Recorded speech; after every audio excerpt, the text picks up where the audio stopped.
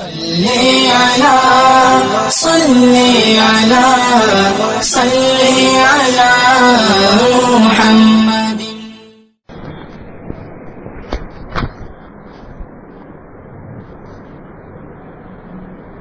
الحمد لله نحمده ونستعينه ونستغفره ونؤمن به ونتوكل عليه ونعوذ بالله من شرور أنفسنا ومن سيئات أعمالنا. من يهده الله فلا مضل له ومن يضلله فلا هادي له. ونشهد أن لا إله إلا الله وحده لا شريك له. ونشهد أن سيدنا ومولانا محمدا عبده ورسوله صلى الله عليه وعلى آله وأصحابه وبارك وسلم تسليما كثيرا. أما بعد فأعوذ بالله من الشيطان الرجيم. بسم الله الرحمن الرحيم. اقرأ باسم ربك الذي خلق. قال النبي صلى الله عليه وسلم العلماء ورثة الأنبياء أو كما قال النبي عليه الصلاة والسلام.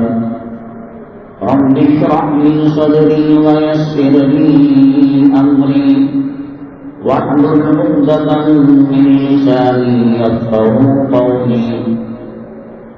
اللهم صل على سيدنا مولانا محمد في أول كلامنا. اللهم صل على سيدنا مولانا محمد في أوسط كلامنا. اللهم صل على سيدنا مولانا محمد في آخر كلامنا. دروازہ سامنے کا بند کر دیں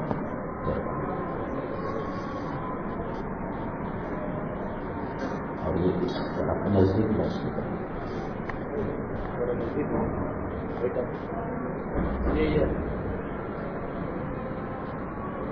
معزز سامعین کرام،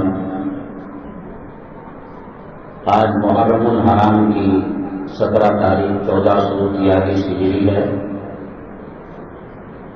اور انگریزی شمسی تاریخ 27 اگست 2021 ہے.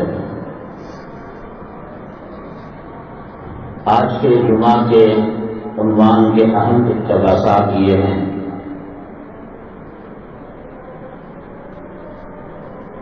عملیات وظائف اور بزرگان دین کے جو مجربات ہوتے ہیں ان کی شرعی حیثیت کیا ہے، سنت کسے کہیں گے اور بدعت کسے کہیں گے. دوسرے نمبر پر عام طور سے آج مساجد کی تعمیر کا ایک قسم کا کمپٹیشن چل پڑا ہے. مساجد کو مزین کرنا، خوبصورت بنانا، حسین بنانا،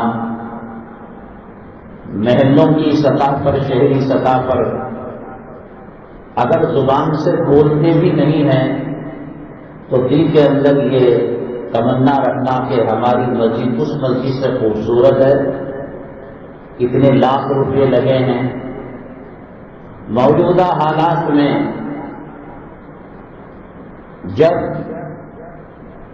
جس کو حدیث پاک میں نبی کریم صلی اللہ علیہ وسلم نے فرمایا کاد الفقر ان یکون کفرا، فقر و فاقہ انسان کو کفر تک لے جاتا ہے. ایسی صورتحال میں عورتیں مرتد ہو رہی ہیں، دوسروں کے ساتھ بھاگ رہی ہیں، خودکشیاں ہو رہی ہیں کمائی نہ ہونے کی وجہ سے. مسجد کو پیسہ لگانا افضل ہے یا بھوکوں کو کھانا کھلانا افضل ہے؟ شریعت کیا کہتی ہے اس کے بارے میں عرض کریں گے۔ یہ اصل میں وہ عنوانات ہیں جو 3-4 جمعہ سے باقی رہ گئے تھے۔ نمبر 3، آن لائن بیانات کا ایک سلسلہ شروع ہو چکا ہے۔ جسے بھی یوٹیوب کے اندر انگلی دبانا آتا ہے، بٹن دبانا آتا ہے، وہ اپنے بیانات اور مسائل وغیرہ کا ایک چینل بنا کر یوٹیوب کے اندر تقاریر کرتا ہے، مسائل بیان کرتے ہیں۔ یہ کس حد تک مفید ہے اور کب نقصان دہ ہے؟ حکومت کی طرف سے پالیسی آئی تھی کہ مسلمان خاص طور سے اولاد زیادہ نہیں پیدا کرے گا، ایک یا زیادہ سے زیادہ 2، اور اس سے زیادہ اگر بچے پیدا ہوں گے تو سرکاری جو سہولیات ہیں، جیسے لون ملنا ہے، راشن کارڈ کا مسئلہ ہے، یا کوئی بھی سرکاری امداد اس کو نہیں دی جائے گی جو بچوں کو زیادہ پیدا کرے گا، اور جرمانہ عائد کیا جائے گا۔ چائنا ایک ایسا ملک ہے کہ 1980 میں یہ تجربہ کر چکا ہے، قدرت سے ٹکر لینے اور نسل انسانی کی روک لگانے، نسل انسانی کو کیا اس کو نقصان ہوا؟ اللہ کی طاقت اور اللہ کی قوت اور اللہ کی سنت اور فطرت سے ٹکر لینے سے کیا ہوتا ہے، انشاءاللہ اسے عرض کیا جائے گا۔ حضرت محمود سوال رکھا گیا تھا، اللہ کا گھر تو بہت پاک ہوتا ہے، ایک عام انسان بھی اس میں گندگی نہیں ڈالتا، زور سے بات نہیں کرتا، بے ادبی اور گستاخی نہیں کرتا، لیکن حضرت سیدنا علی کرم اللہ وجہہ کی والدہ فاطمہ بنت اسد بڑی پرہیزگار عورت تھی، اللہ والی عورت تھی۔ خانہ کعبہ کا سلیکشن کیوں کیا حضرت علی کی ولادت کے لیے؟ کعبے میں حضرت علی پیدا ہوئے، اور بچہ جب پیدا ہوتا ہے گندا خون نکلتا ہے، جگہ گندی ہوتی ہے اور ناپاک ہوتی ہے۔ اللہ کا کعبہ، اللہ کا گھر، حضرت فاطمہ بنت اسد کوئی جاہل عورت نہیں تھی، نارمل عورت نہیں تھی، لیکن پھر بھی انہوں نے خانہ کعبہ کا انتخاب کیا، سلیکشن کیا۔ اگر خانہ کعبہ میں بچے پیدا کرنا اتنی فضیلت والی بات ہوتی تو اور دیگر خواتین اپنے بچوں کو خانہ کعبہ میں کیوں پیدا نہیں کیا؟ اور انہوں نے کیا تو کیوں کیا؟ یہ سوال ہم نے رکھا تھا، ہم اس کا جواب دیں گے۔ ہم آتے ہیں اپنے عنوان کی طرف۔ اصل میں عاشورے پر ایک پرچہ شائع ہوا تھا اور کئی سالوں سے وہ شائع ہو رہا ہے، جس کے اندر حضرت زین العابدین رحمۃ اللہ علیہ کی طرف سے روایت نقل کی جاتی ہے کہ یہ عمل جو کرے گا، 2 رکعت نماز پڑھے گا، 10 مرتبہ قل ہو اللہ پڑھے گا، درود پڑھے گا، دعا پڑھے گا، یہ کئی سالوں سے لوگ اعتراض کرتے آئے ہیں۔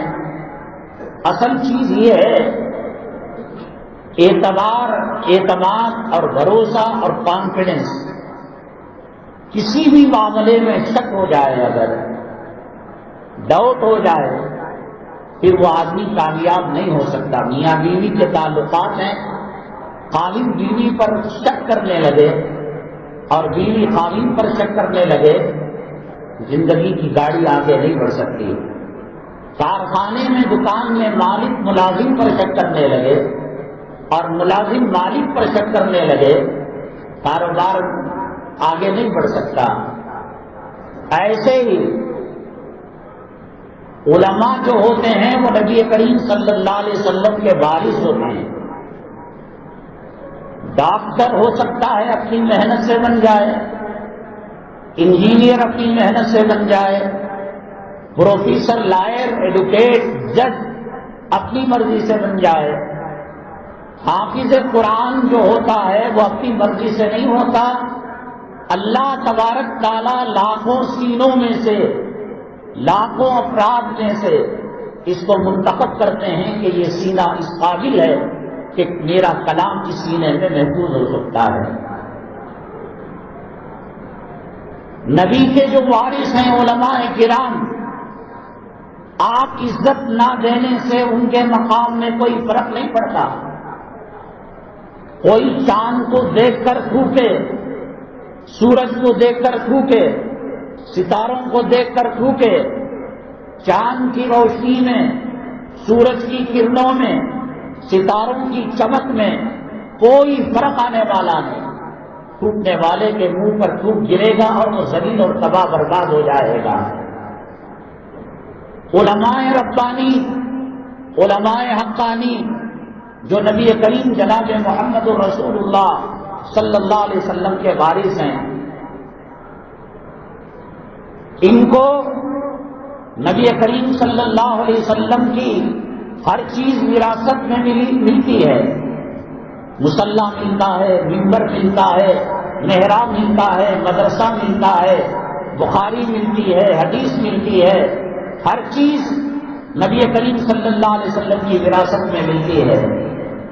یاد رکھو، علماء ربانی، علماء حقانی اور علماء سو کا فرق اگر معلوم کرنا ہے، یہ معیار نہیں کہ جامع مسجد کے اندر امامت کر رہا ہے، سعودی کی مسجد کے اندر امامت کر رہا ہے، بڑے مدرسے کے اندر پڑھا رہا ہے۔ پہچان کیا ہے؟ یہ نبی کا وارث ہے۔ قاسمی ہزاروں ہوتے ہیں، رشادی ہزاروں ہوتے ہیں، ندوی ہزاروں ہوتے ہیں، مظاہری ہزاروں ہوتے ہیں، علماء ہزاروں ہوتے ہیں، حفاظ لاکھوں ہوتے ہیں۔ کون ہے نبی کا وارث؟ کون ہے نبی کا جانشین جس پر آپ اعتبار کر کر آنکھیں بند کر تابع ایمان کے کہہ سکیں اور اس کا دامن پکڑ کر جنت کے راستے پر سفر کر سکیں؟ میں بھی کہوں گا عالم، وہ بھی کہے گا عالم، اس کی پگڑی بھی بڑی ہوگی، اس کی تقریر بھی جوشیلی ہوگی، وہ بھی نعرے مارنا ہوگا۔ معیار کیا ہے؟ معیار بجائے ہم طے کرنے کے دربار رسالت امام صلی اللہ علیہ وسلم کے اندر جائیں گے اور پوچھیں گے علماء ربانی اور علماء حقانی کا معیار کیا ہے؟ جس کے شاگرد زیادہ ہو، جس کے چمچے زیادہ ہو، جس کے مرغین زیادہ ہو، جس کے بابا کرنے والے زیادہ ہو، یہ معیار نہیں ہے۔ یہ معیار نہیں ہے کہ وہ پرجوش تقریر کرتا ہے، زوردار تقریر کرتا ہے، وہ نظم پڑھتا ہے، وہ نعت پڑھتا ہے، وہ حمد پڑھتا ہے، اس کے پیچھے ہزاروں لوگ ہیں۔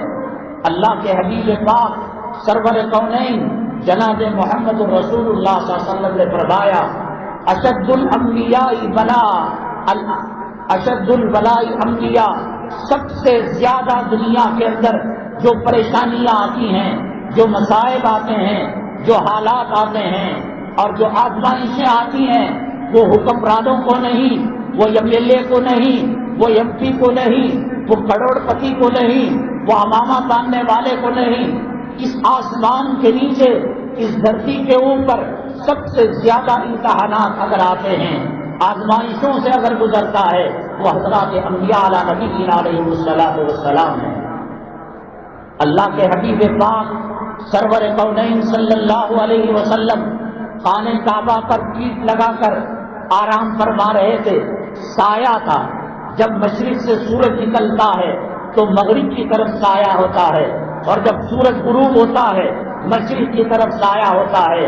آپ تھک کر کعبے پر ٹیک لگا کر چھاؤں کے اندر اللہ کا ذکر کر رہے تھے۔ ایک صحابی آئے، اللہ کے نبی صلی اللہ علیہ وسلم سے عرض کیا، اے اللہ کے نبی صلی اللہ علیہ وسلم، کعبے کے مشرکین، کعبے کے مکے کے مشرکین اور مکے کے کافرین بہت زیادہ ستا رہے ہیں، بہت زیادہ تکلیفیں دے رہے ہیں۔ اللہ کے حبیب پاک صلی اللہ علیہ وسلم نے فرمایا ایمان کو اگر پانا ہے، اسلام کے راستے پر اگر چلنا ہے، آپ نے یہ نہیں کہا ایئر کنڈیشن آفس کے اندر بیٹھ جانا ہوگا، بیل دباتے ہی کچھ خدام آ جائیں گے، جی حضور کہیے ہم کیا خدمت کر سکتے ہیں۔ بڑی بڑی بلڈنگیں ہوں گی، بی ڈی اے کی بلڈنگیں ہوں گی، کارپوریشن کی بلڈنگیں ہوں گی، سیاسی لوگوں سے تعلقات ہوں گے۔ آپ نے یہ معیار نہیں فرمایا، فرمایا ام حسبتم ان تدخلوا الجنہ ولما یأتکم مثل الذین خلوا من قبلکم مستهم الباساء والضراء وزلزلوا حتى يقول الرسول والذین معه متی نصر اللہ۔ اللہ کی مدد کب آئے گی؟ تم سمجھتے ہو تمہارے باپ دادا کی میراث سے جنت یہ مل جائے گی، تمہاری پراپرٹی ہے یہ مل جائے گی؟ جب تک پرانے لوگوں کے راستے پر نہیں چلو گے، جنتی لوگوں کے راستے پر نہیں چلو گے، امتحانات نہیں آئیں گے، آزمائشیں نہیں آئیں گی۔ اللہ کے نبی صلی اللہ علیہ وسلم نے فرمایا تم سے پہلے جو پیغمبر آئے اور تم سے پہلے جو نبی آئے ان کو زمین کے اندر گردن تک ان کو دفن کر دیا جاتا تھا، آرے سے سر کو چیرا جاتا تھا، آگ کے گڑے جلا کر ان کے اندر زندہ جلا دیا جاتا تھا۔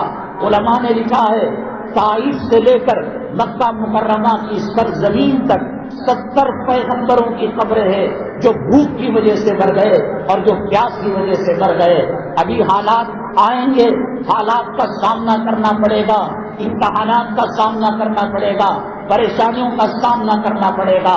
آج ہم نے معیار بنا رکھا ہے، بی ایم ڈبلیو کے اندر وہ عالم آتا ہے، وہ عالم کی بلڈنگ ہے، وہ عالم کو کرایہ آتا ہے، وہ عالم کے چمچے زیادہ ہیں، وہ عالم کے القاب زیادہ ہیں، وہ عالم کا مقام اونچا ہے، وہ عالم کا مرتبہ اونچا ہے۔ اللہ کے نبی صلی اللہ علیہ وسلم نے نہ بلڈنگ کو بتایا، نہ پراپرٹی کو بتایا، نہ جائیداد کو بتایا، نہ دولت کو بتایا۔ نبی کریم صلی اللہ علیہ وسلم نے پیٹ پر پتھر باندھا، نبی کے جانشین کو وہ وراثت جب تک نہیں ملتی وہ پکا وارث نہیں ہے، پیٹ پر پتھر باندھنا پڑے گا، خاندان سے ٹکر لینا پڑے گا، حاکم سے ٹکر لینا پڑے گا۔ نبی کریم صلی اللہ علیہ وسلم اور صحابہ کرام شیب ابی ہاشم اور شیب ابی طالب کے اندر 3 سال تک تھے۔ کیا جرم تھا، کیا خطا تھی، کیا آپ نے غلطی کی تھی؟ تمام اسلام لانے والوں کو کم و بیش اس وادی کے اندر بند کر دیا گیا، گھاٹیوں پر تیر سوار اور تلوار برداروں کو رکھ دیا گیا، کھانا نہیں جاتا تھا، پانی نہیں جاتا تھا۔ صحابہ کرام کی بیویوں کے گود کے اندر دودھ پیتے شیرخوار بچے ہوتے تھے، کھانا ختم ہو جانے کے بعد چمڑوں کو پانی میں بھگو کر مائیں وہ چمڑوں کا پانی اور وہ قطرات بچوں کے منہ میں ڈال کر ان کو زندہ رکھا کرتے تھے۔ یہ وراثت ہے نبی کریم صلی اللہ علیہ وسلم کی۔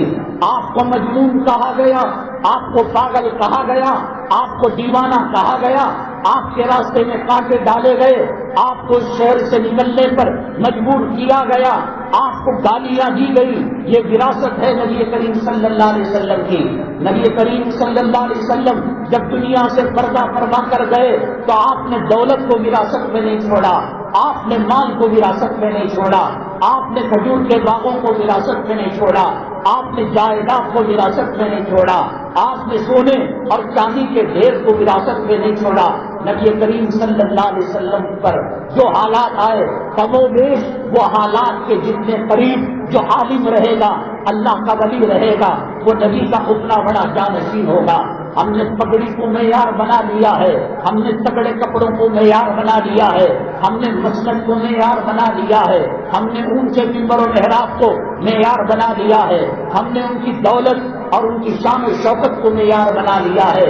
آقا نے جو معیار بتایا اشد البلاء الانبیاء ثم الامثل فالامثل، آپ نے فرمایا سب سے زیادہ آزمائش امتحانات جو آئے وہ حضرات انبیاء علیہ السلام کو آئے، اور ان کے قریب جو جتنا ہوگا اتنے زیادہ حالات آئیں گے۔ فقر و فاقہ ہوگا، اولاد دشمن بنے گی، بیوی دشمن بنے گی، سماج دشمن بنے گا، سوسائٹی دشمن بنے گے۔ کیسے حالات آئے؟ حضرت امام بخاری رحمت اللہ علیہ، حضرت امام ابو حنیفہ رحمت اللہ علیہ، حضرت شاہ ولی اللہ محدث دہلوی رحمۃ اللہ علیہ، حضرت سیدنا احمد بن حنبل رحمۃ اللہ علیہ، امام مالک رحمۃ اللہ علیہ، ایک پیر کا نام بتا دو، ایک ولی کا نام بتا دو، ایک نبی کے خلیفہ اور نبی کے مجاز کا نام بتا دو، جانشین کا نام بتا دو، اس کی زندگی کے اندر حالات نہ آئے ہوئے ہو اور وہ مسائل کے پہاڑ کو جھیلا ہوا نہ ہو۔ یہ نبوت کی نیابت کا جو عہدہ ہے یہ اللہ تبارک تعالیٰ اپنے فضل سے جس کو چاہتے ہیں مرحمت فرماتے ہیں۔ کوئی MLA کا جانشین بنتا ہے یہ بننا آسان ہے، منسٹر کا جانشین بنتا ہے یہ بننا آسان ہے، نبی کا جانشین اللہ بناتا ہے۔ حدیث پاک میں آتا ہے اللہ کے حبیب پاک سرور کونین جناب محمد رسول اللہ صلی اللہ علیہ وسلم نے فرمایا اللہ تبارک تعالیٰ نے حضرت آدم علیہ نبینا علیہ السلام سے لے کر قیامت تک کی نسل انسانی کے لوگوں کو کھنگالا، اس کے اندر اللہ تبارک تعالیٰ نے مضر کو قبیلہ مضر کو سلیکٹ کیا، اس میں سے قریش کو سلیکٹ کیا، اس میں سے ابو طالب عبد المطلب کے خاندان کو سلیکٹ کیا۔ نبی کریم صلی اللہ علیہ وسلم کی حرم سرائے ایسے ہی آپ کی بیویاں نہیں بن گئی، آپ کی بیٹیاں نہیں بن گئی، آپ کی اولاد نہیں بن گئی، کروڑوں لاکھوں اربوں خربوں میں ایک صدیق کو اللہ نے چنا، ایک فاروق کو اللہ نے چنا، ایک عثمان کو اللہ نے چنا، صحابہ کو اللہ نے چنا، بیٹیوں کو اللہ نے چنا۔ یہ سلیکشن اللہ تبارک تعالیٰ کی طرف سے ہوتا ہے۔ آدمی بازار کے اندر سودا لیتا ہے، جان کر پہچان کر کھنگال کر تحقیق کر لیتا ہے۔ آپ جس عالم کا دامن پکڑ رہے ہیں آپ کے پاس کیا معیار ہے؟ یہ عالم حق وہ ہے، یہ عالم حق پرست ہے، یہ عالم نبی کا جانشین ہے، یہ عالم اللہ کے راستے کے اندر چلنے والا ہے۔ یہ معیار اللہ کے نبی صلی اللہ علیہ وسلم نے دیا کہ سب سے زیادہ پریشانیاں، سب سے زیادہ حادثات اور سب سے زیادہ بلائے جو نبی کے قریب زندہ رہتا ہے اللہ تبارک تعالیٰ اتنی ہی زیادہ پریشانیاں اور اتنے ہی زیادہ امتحانات اور اتنے ہی زیادہ آزمائشیں جو کہتا ہے میں 25 سال سے ایک جگہ ہوں، 30 سال سے ایک جگہ ہوں، کمیٹی بھی خوش ہے، محلہ بھی خوش ہے اور اہل حدیث بھی خوش ہے، مخلف بھی خوش ہے، غیر مخلف بھی خوش ہے، سینے پر باندھنے والا ہاتھ بھی خوش ہے، ناک کے نیچے ہاتھ باندھنے والا بھی خوش ہے۔ تو ان کی خوشی کی چکر میں اللہ سے ناطا توڑ لیا ہے، نبی سے ناطا توڑ لیا ہے۔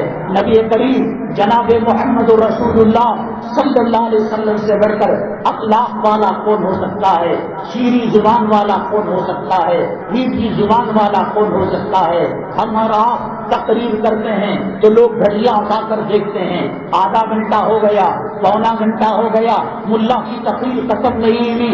اللہ کے حبیب پاک سرور کونین آقا دو عالم جناب محمد رسول اللہ صلی اللہ علیہ وسلم نماز پڑھاتے، جہری قرات کرتے، بیان دیتے، ذکر کرتے، تعلیمی حلقے کے اندر بیٹھتے، جب ختم ہوتا ایسا لگتا صحابہ کرام کو گویا جنت کے بہتی نہروں کا پیالہ ایک سخت سوچ کی پیاس کی حالت میں ان کے منہ سے لے لیا گیا ہو۔ وہ اخلاق والے، وہ کردار والے، کیا قصور تھا کہ غار ثور میں جا کر پناہ لی؟ کیا قصور تھا کہ طائف کی سرزمین کے اندر پتھروں سے لہو لہان کر دیا گیا؟ کیا قصور تھا کہ آپ کو کہا گیا آپ مجنون ہیں، آپ ساحر ہیں، آپ کاہن ہیں؟ کیا برا کیا؟ کس کو گالیاں دی؟ کس کا مال ڈبایا؟ کس کا قرض لے کر ڈبایا؟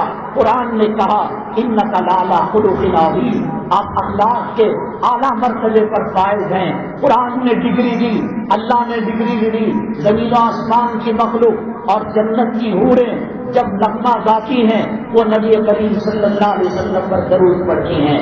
لیکن آپ کے ساتھ کیا معاملہ کیا؟ مکے کی 13 سالہ زندگی کے اندر وہ کون سا دن کا لمحہ تھا، وہ رات کا کون سا منٹ تھا، سیکنڈ تھا کہ نبی کریم جناب محمد رسول اللہ صلی اللہ علیہ وسلم آرام کی راحت کی نیند لیے ہو؟ یہاں نہیں ہو رہا تھا، طائف کی سرزمین کے اندر گئے، طائف کی سرزمین کے اندر کیا معاملہ کیا؟ حرم مکی کے اندر سجدہ میں پڑے ہوئے تھے، اون کی اوجڑی لا کر ڈال دی گئی، کیا قصور تھا، کیا غلطی تھی؟ جو آدمی جتنا اللہ کے راستے میں چلتا ہے، نبی کے قریب ہوتا ہے، حالات آتے ہیں، آزمائشیں آتی ہیں، بلائیں آتی ہیں، یہ جنت باپ دادا کی میراث نہیں ہے، یہ جنت ہمارے آبا اجداد کی میراث نہیں ہے۔ اللہ تبارک تعالیٰ ان حالات سے گزار کر اللہ تبارک تعالیٰ جنت پر رحمت فرماتے ہیں۔ حضرت سیدنا بلال حبشی رضی اللہ تعالیٰ عنہ کے ساتھ کیا معاملہ پیش آیا، حضرت خباب ابن حرب رضی اللہ تعالیٰ عنہ کے ساتھ کیا معاملہ پیش آیا، حضرت صدیق اکبر رضی اللہ تعالیٰ عنہ کے ساتھ کیا معاملہ پیش آیا۔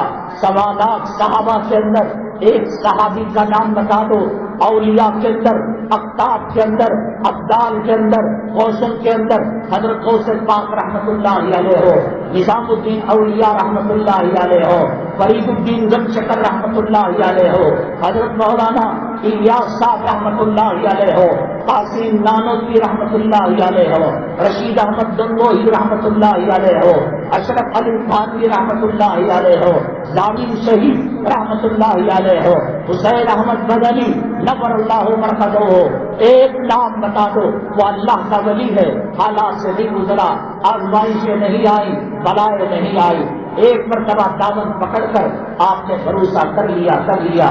بار بار یہ شکر کی کمپنی نہیں ہے، یہ فوڈ اور کھانے پینے کی چیزوں کی کمپنی نہیں ہے، یہ ہوٹل نہیں ہے کہ ہر مرتبہ چاقو چکا جا رہا ہے اور دال کا ذائقہ دیکھا جا رہا ہے، بریانی کا مزہ چکا جا رہا ہے۔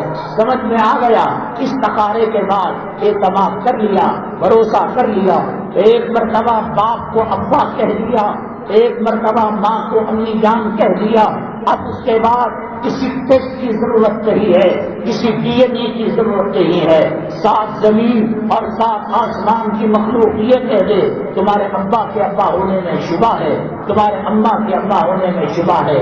مجھے افسوس اس بات کا ہے جن لوگوں نے ہمارے اوپر اعتماد کیا، بھروسہ کیا، کسی منچلے نے، شر پسند نے، فتنہ پرور نے ہمارے جالی محلے کے اندر 10-15 سال پہلے پنجاب کے مالیر کوٹلا سے ایک مولانا آتے تھے، ان کا نام شیر پنجاب قاسم صاحب تھا، بڑے زبردست اور بہترین بیانات کیا کرتے تھے۔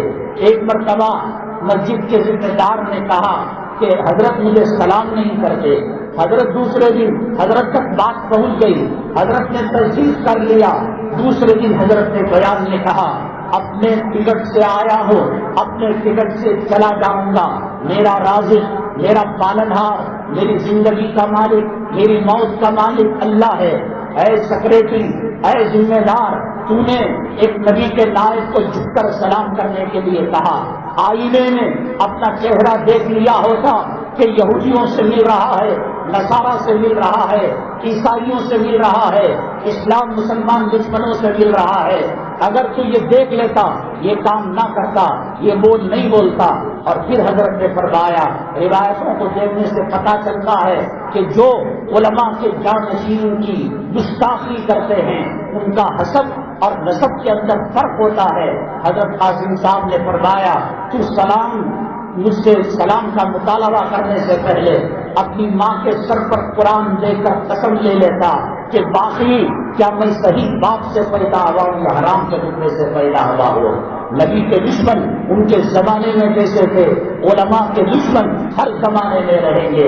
حضرت احمد بن حنبل رحمت اللہ علیہ کیوں کوڑے مارے گئے، امام مالک رحمت اللہ علیہ کیوں بچھو چھوڑے گئے، امام ابو حنیفہ رحمت اللہ علیہ کیوں جنازہ جیل سے اٹھا، حضرت شاہ ولی اللہ محدث دہلوی رحمت اللہ علیہ کیوں انگلیاں کاٹی گئی، کیوں انگوٹھے کاٹے گئے، کیوں نبی کریم صلی اللہ علیہ وسلم کو ستایا گیا۔ امانت رکھا کرتے تھے، روپیہ رکھا کرتے تھے، پیسہ رکھا کرتے تھے، فیصلے کرایا کرتے تھے۔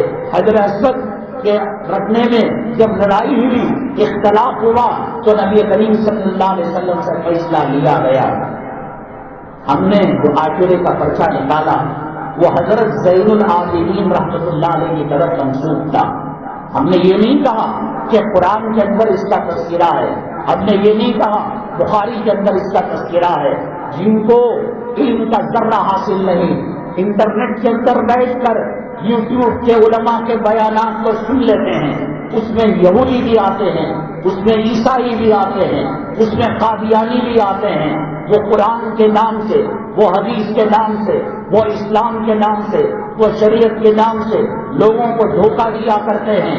ہر کسی کے بس کی بات نہیں، خاص طور سے جو علماء کا دشمن ہے، نبی کے جانشینوں کا دشمن ہے، جس کے حسب و نسب کے اندر شبہ ہے، جو دوسروں کے ٹکڑوں پر پلتا ہے، اس کو کیا پتا حق کیا ہوتا ہے، باطل کیا ہوتا ہے، فتویٰ کیا ہوتا ہے، اور عملیات کیا ہوتے ہیں، وظائف کیا ہوتے ہیں، قرآن کا مسئلہ کیا ہوتا ہے۔ قرآن میں نماز جنازے کا ذکر نہیں، اپنے باپ کی جنازہ کیوں پڑھاتا ہے؟ قرآن شریف کے اندر جنازے کا تذکرہ نہیں، تو وہ شریعت کو پہچاننا علماء کرام کا کام ہے۔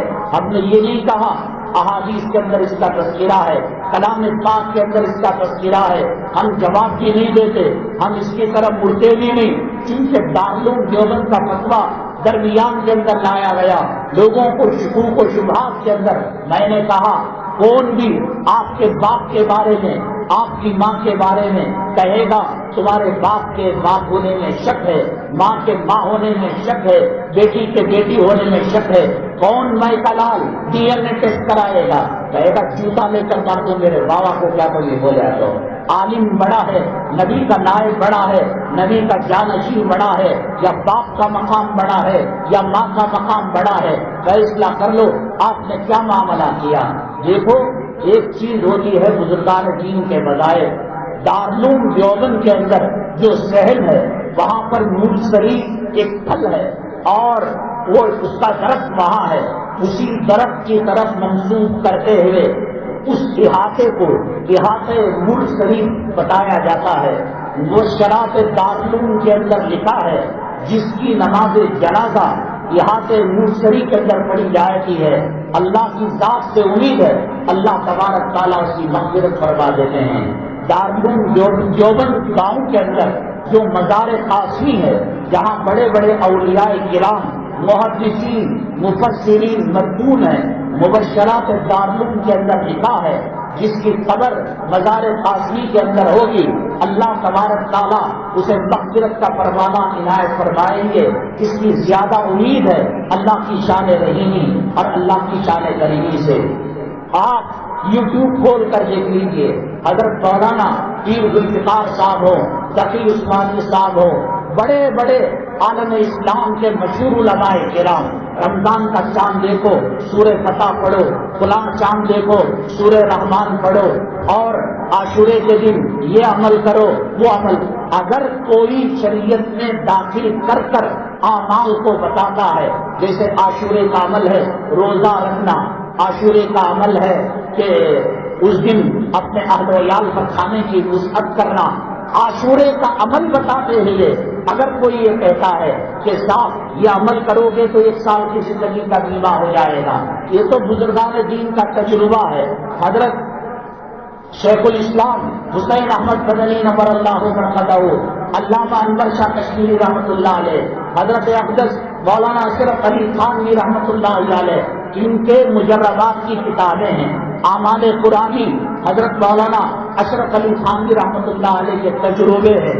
اگر کوئی تجربہ لے کر یہ کہے کہ قرآن کے اندر کہاں آیا، حدیث کے اندر کہاں آیا، تو کہیں گے یہ قرآن کے خلاف نہیں ہے، حدیث کے خلاف نہیں ہے، بس یہ عمل کرنے کے لیے کافی ہے۔ یہ خاتون آئی حضرت خانوی رحمۃ اللہ علیہ کے پاس اور عرض کیا میری مانگ ٹیڑھی ہے حضرت، تو حضرت نے کہا کہ اہدنا الصراط المستقیم پڑھ کر کنگا کیا کرو، درود پاک پڑھ کر اہدنا الصراط المستقیم پڑھ کر کنگا کیا کرو، تو چنانچہ کنگا کیا، مانگ سیدھی ہو گئی۔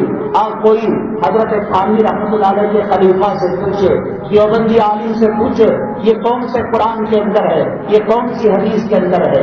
بزرگان دین کے جو مجربات ہوتے ہیں، وظائف ہوتے ہیں، ان کے جو عملیات ہوتے ہیں، بس قرآن کے خلاف نہیں ہونی چاہیے۔ مثال کے طور پر بغیر وضو کے نماز کا حکم دیا گیا، الٹی صورت پڑھنے کے لیے کہا گیا، کتنے وظائف، 1 لاکھ سے زیادہ وظائف میں آپ کو بتا سکتا ہوں، قرآن میں نہیں، حدیث میں نہیں ہے، علماء نے لکھا ہے فجر کی سنت اور فجر کی فرض نماز کے درمیان 41 مرتبہ سورہ فاتحہ کوئی پڑھتا ہے، اللہ تبارک تعالیٰ اس کی مراد کو پورا فرماتے ہیں۔ مراد کا پورا ہونا، عاشورے کے اندر کوئی عمل کر کر مالدار ہونا۔ حضرت پیر ذوالفقار صاحب نے ایک عمل بتایا اور کہا یاد کرو گے نسل در نسل قیامت تک فقر و فاقہ پھٹکے گا نہیں اور قریبی آئے گی نہیں۔ یہ کون سے قرآن کے اندر ہے، یہ کون سی حدیث کے اندر ہے؟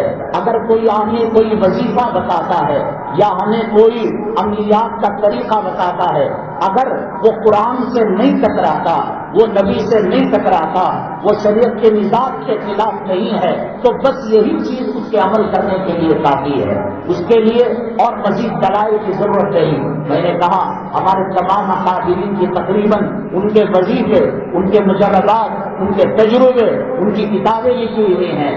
یہاں بھی سبیل الرشاد کے اندر ایک عامل ہے، قرآن حدیث کے اندر ان کا انتقال حالت طواف کے اندر مکہ مکرمہ کے اندر ہوا۔ وہ طلبا کو بھی ٹریننگ دیا کرتے تھے، تو بس قرآن حدیث کے دائرے میں رکھ کر وہ عمل کو بتایا کرتے تھے۔ علماء نے لکھا فجر کی سنت گھر میں پڑھ کر اگر کوئی آدمی اول آخر 3 دن یا 7 مرتبہ 5 مرتبہ درود پڑھ کر وَإِن تَعُدُّوا نِعْمَتَ اللَّهِ لَا تُحْصُوهَا إِنَّ اللَّهَ لَغَفُورٌ رَحِيمٌ 32 مرتبہ پڑھے گا، اللہ تبارک تعالیٰ کبھی فقر و فاقہ نہیں آئے گا۔ اب یہ کون سے قرآن کی آیت کا ترجمہ ہے، کون سی حدیث کا ترجمہ ہے؟ عملیات اور وظائف اگر کوئی عامل، کوئی امام صاحب اور کوئی بزرگ بتاتے ہیں، بس اس کے لیے اتنی بات کافی ہے کہ وہ قرآن سے نہ ٹکراتے ہو، حدیث سے نہ ٹکراتے ہو۔ عاشورے کی دعا کا جو طریقہ ہے حضرت زین العابدین کی طرف منسوب ایک روایت ہے، وہ اعمال عاشورہ میں نہیں ہے کہ روزہ رکھنا جیسے عمل عاشورہ میں ہے اور جس دسترخوان کو وسیع کرنا عمل عاشورہ میں ہے، ایسا نہیں ہے۔ تجربہ ہے ان کا، کوئی کانفیڈنس کرتا ہے، اعتماد کرتا ہے، بھروسہ کرتا ہے، کرے، چھوڑنا ہے چھوڑے، روزہ بھی نفل ہے اور دسترخوان میں وسعت کرنا بھی نفل ہے، اپنی مرضی ہے، لیکن اس کے اندر مداخلت کرنا شریعت کو یہ مناسب نہیں ہے۔ بہرحال یہ سب چیزیں علماء کی ڈیوٹیاں سیدھے کرنے سے اور نبی کریم صلی اللہ علیہ وسلم کے نائب کا دامن پکڑنے سے آیا کرتے ہیں۔ آپ کو دین گھر بیٹھے جوروں کی غلامی کرنے سے نہیں مل جاتا۔ یہ دین جو آیا ہے بڑی قربانیوں کے بعد آیا ہے، اور یہ دین جو ہم تک پہنچا ہے، یہ قرآن باپ کے مرنے کے بعد مسجد میں رکھنے کے لیے نہیں آیا، یہ قرآن 40 پلیتوں کے لیے نہیں آیا، یہ قرآن مردے کے سرانے پڑھنے کے لیے نہیں آیا، یہ قرآن بندشوں کے لیے نہیں آیا، یہ قرآن 1.25 لاکھ صحابہ کرام نے قربانی دی، یہ قرآن تابعین نے قربانی دی، تبع تابعین نے قربانی دی۔ حضرت سیدنا عثمان غنی رضی اللہ تعالیٰ جو جامع القرآن ہیں، کلام پاک پڑھتے ہوئے ان کو شہید کر دیا گیا۔ آج بھی عرب کی ایک میوزیم میں عرب علاقے کی وہ کلام پاک رکھا ہوا ہے، جہاں حضرت سیدنا عثمان غنی رضی اللہ تعالیٰ کا لوح مبارک فَسَيَكْفِيكَهُمُ اللَّهُ وَهُوَ السَّمِيعُ الْعَلِيمُ پر لگا ہوا ہے، اور وہ شہادت کا خون اس پر لگا ہوا ہے۔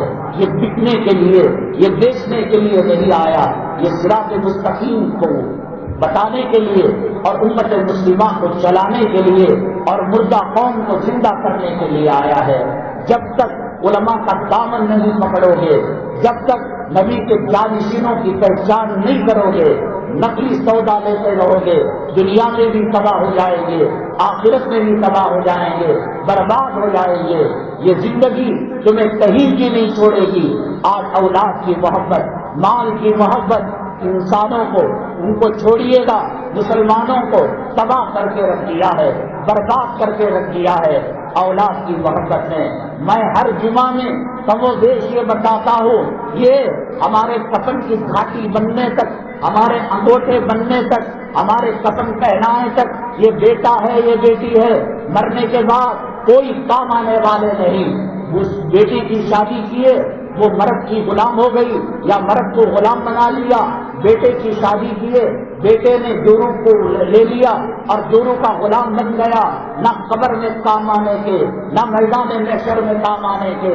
میں نے یہاں تک بتا دیا کہ 10-20 روپے میں ہمارا پیٹ بھر سکتا ہے، کسی کھانے کے ہوٹل کے سپلائر کو اگر کہہ دے یہ لے لو 10 روپے، یہ 20 روپے، پھینکا جانے والا کھانا ہمیں دے دو، بہترین کشتے، سالن، بریانی، چائے پی کر زندگی گزر سکتی ہے۔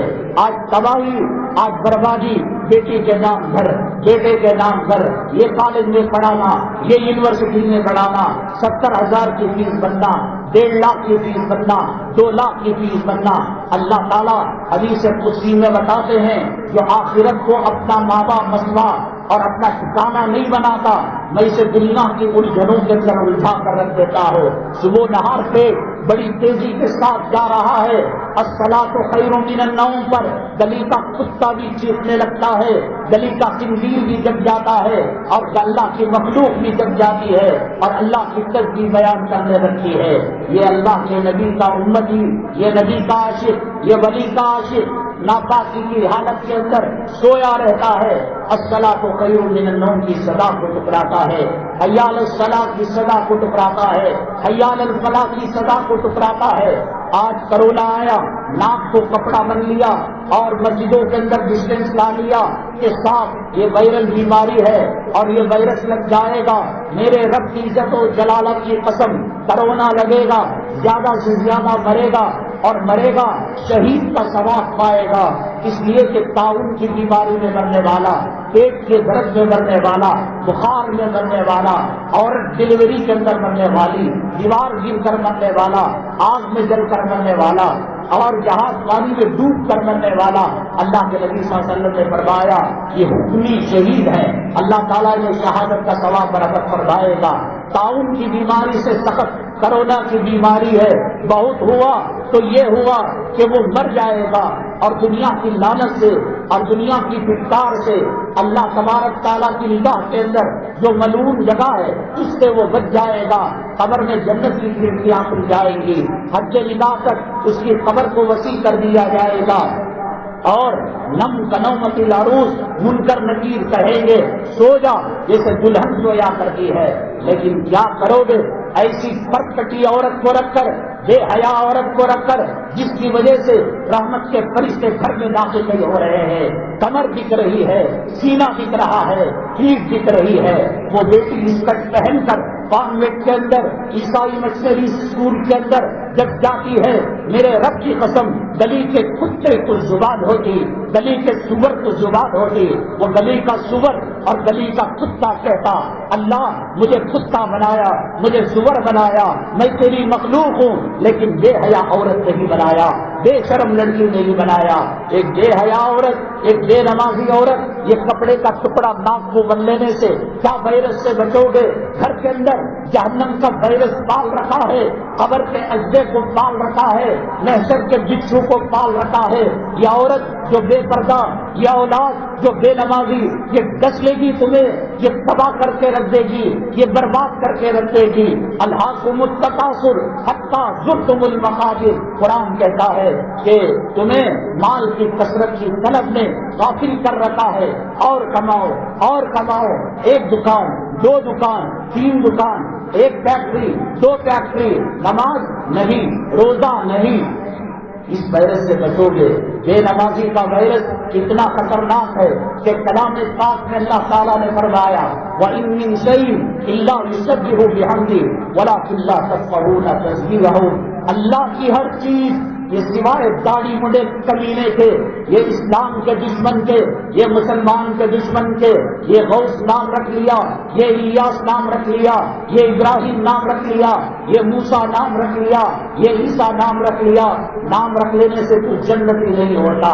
جب تک نماز نہیں پڑھتا، چہرے پر سنت نہیں آتی، حلال و حرام کی تمیز نہیں کرتی، نہ تیری ماں کام آنے والی ہے، نہ تیرا باپ کام آنے والا ہے، نہ تیری اولاد کام آنے والی ہے۔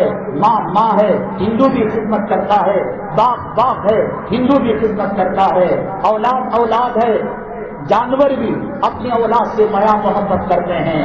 لا تلہکم اموالکم ولا اولادکم عن ذکر اللہ، قرآن کہتا ہے تمہاری اولاد اور تمہارے مال کی وجہ سے تم اللہ کے ذکر سے غافل نہ ہو جاؤ۔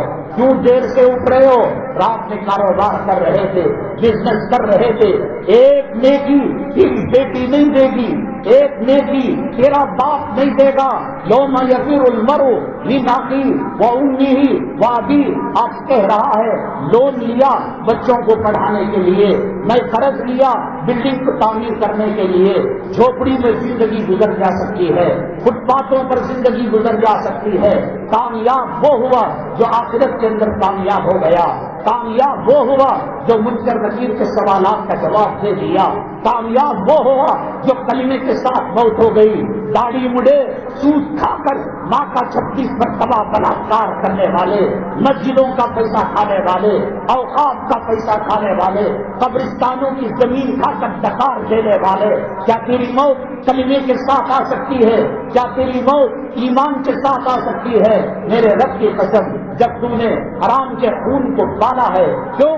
میرے بچے اچھے رہے، میری بیوی اچھی رہے۔ بیوی کے ساتھ کتنا عرصہ رہتا ہے، بچوں کے ساتھ کتنا عرصہ رہتا ہے۔ نوح علیہ السلام کا بیٹا کیا باپ کو کام آ جائے گا؟ کیا نوح علیہ السلام اپنے بیٹے کو کامیاب کام آ جائیں گے؟ حضرت ابراہیم علیہ السلام بیٹے آزر کو کام آئیں گے؟ کیا آزر اپنے بیٹے حضرت ابراہیم کو کام آ جائیں گے؟ حضرت لوط کیا بیوی کو کام آ جائیں گے؟ حضرت لوط کی بیوی کیا خالد کے کام آ جائے گی؟ فرعون اپنی بیوی آسیہ کے کام آ جائے گا یا بیوی حضرت فرعون کے کام آ جائے؟ بتاؤ تو صحیح، اس 30 سالہ 25 سالہ زندگی کے لیے پاگل کتے نے کاٹ رکھا ہے تمہیں کہ 1.25 لاکھ پیغمبروں کی سنت نکال کر پیشاب کی نالی میں ڈال کر جو کہتے ہو اللہ کی مدد کب آئے گی، اللہ کی نصرت کب آئے گی؟ حرام کے نطفے سے بچوں کو پیٹ کے اندر پال رہے ہو، حرام کی روزی سے پال رہے ہو اور کہتے ہو اللہ کی مدد کب آئے گی؟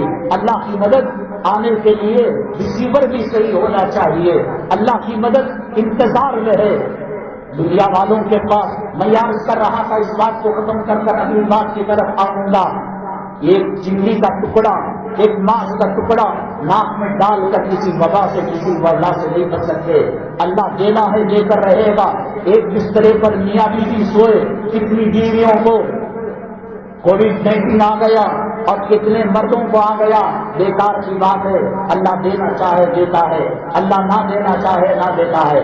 اس سے سب سے بری بات یہ ہے کہ میں نے بتایا ہر جانور، ہر مخلوق کی ایک تصویر ہے۔ کتے کی تصویر یہ ہے، کتا کہتا ہے وہ تو اوپر سے سلسلہ چلا آتا ہے۔ میں آخر کی بات کہہ رہا ہوں، اللہ تو نے مجھے کتا بنایا، خنزیر نہیں بنایا۔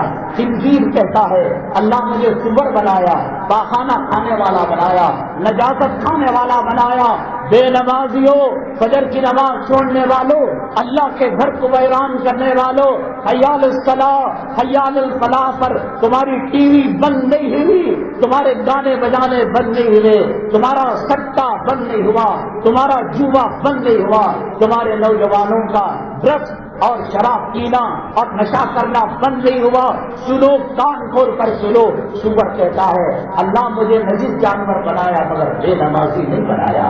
سیدنا شیخ عبد القادر جیلانی رحمت اللہ علیہ، پیران پیر رحمت اللہ علیہ فرماتے ہیں کہ بے نمازی کو مسلمانوں کے قبرستان میں دفن مت کرو، اسے جلا دو، خاک کر دو، مسان میں ڈال دو، جنگل میں ڈال دو، کتے کھا لے، خنزیر کھا لے، درندے کھا لے، اس لیے کہ ایک بے نمازی مردے کی نحوست سے قبرستان کے نیک مردوں کو تکلیف ہوا کرتی ہے۔ پالو، حرام کی روزی لے کر پالو، قرض دبا کر پالو، چٹ پٹ لے کر پالو، لون لے کر پالو، تب قیامت کے دن پتہ چلے گا جب اللہ تبارک تعالیٰ جہنم کا راستہ بتائے گا۔ بیوی کو کہنا اس کی طرف سے برباد ہوا، اولاد کو کہنا میں اس کی طرف سے برباد ہوا۔ پالنا، ماں کے پیٹ میں اللہ نے روزی لکھی ہے، زندگی لکھی ہے، موت لکھی ہے۔ ہمیں اپنے آخرت کو اجاڑ کر، اپنی قبر کی زندگی کو تباہ برباد کر کر ہمیں کوئی اولاد کو سدھارنے کا حکم نہیں ہے۔ حضرت علامہ اقبال رحمت اللہ علیہ انگلینڈ کے اندر، کیمبرج کے اندر، آکسفورڈ کے اندر انہوں نے تعلیم حاصل کی۔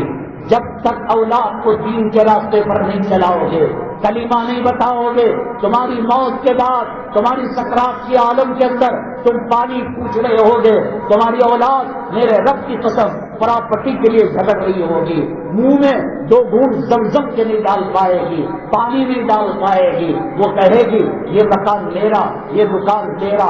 اور اگر یہی اولاد کل آپ بیمار ہو گئے، خدا نہ کرے کسی حادثے کا شکار ہو گئے، یہ بیوی کا غلام بن کر، یہ بیوی کا نوکر بن کر، یہ بیوی کی چاہت میں بیوی کہے گی گھر ہمارا گندا ہو رہا ہے، گھر کا ماحول خراب ہو رہا ہے، مہمان آتے ہیں ناک منہ چڑھاتے ہیں، بیٹ پان کے اندر پیشاب کرتا ہے، بیٹ پان کے اندر پاخانہ کرتا ہے، اور لون لو اور قرض لو اور چٹ فنڈ چلاؤ۔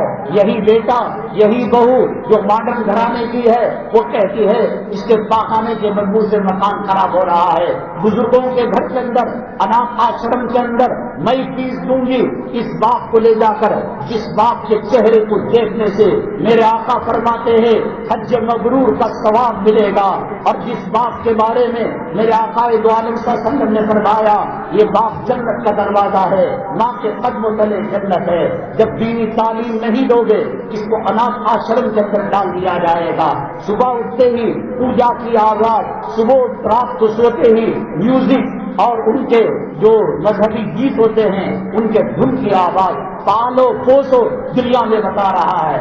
دنیا اگر قرآن کے راستے پر چلاتے، کلمہ بتاتے، حدیث بتاتے، نبی کا طریقہ بتاتے، سوتے وقت کی دعا بتاتے، وضو کراتے، کھاتے وقت کی دعا بتاتے، کھانے کے بعد کی دعا بتاتے، آپ کہتے ہو کہ ماحول خراب ہے، انگریز کا ماحول، انگلینڈ کا ماحول یورپ کے ماحول سے زیادہ تو خراب نہیں۔